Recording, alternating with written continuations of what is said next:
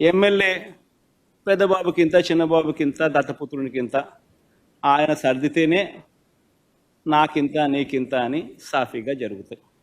మొట్టమొదటిసారిగా ఎంత దారుణమైన కరప్షన్ అంటే కాంట్రాక్టర్లకు ఇచ్చే కార్యక్రమంలో, పనులు ఇచ్చే కార్యక్రమంలో మొబిలైజేషన్ అడ్వాన్స్ తీసుకొచ్చినారు.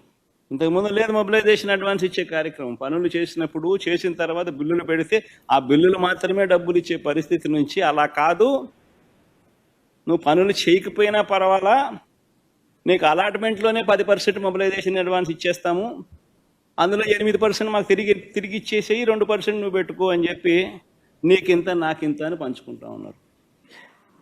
ఈరోజు జరుగుతూ ఉంది. మా హయాంలో టెండర్లు పిలవాలంటే జ్యుడిషియల్ ప్రివ్యూకి పంపించేవాళ్ళం, అది రద్దు చేసేసినారు.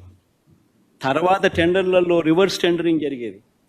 అంటే ఎవరైనా కూడా టెండర్లలో పార్టిసిపేట్ చేసిన తర్వాత L1 వచ్చిన వాళ్ళు ఎవరైతే ఉంటారో L2లు, L3లు, L4లు కూడా మళ్ళీ ఆక్షన్ పద్ధతిలో L1 కన్నా తక్కువ కోట్ చేసి మళ్ళీ పార్టిసిపేట్ చేసే రివర్స్ టెండరింగ్.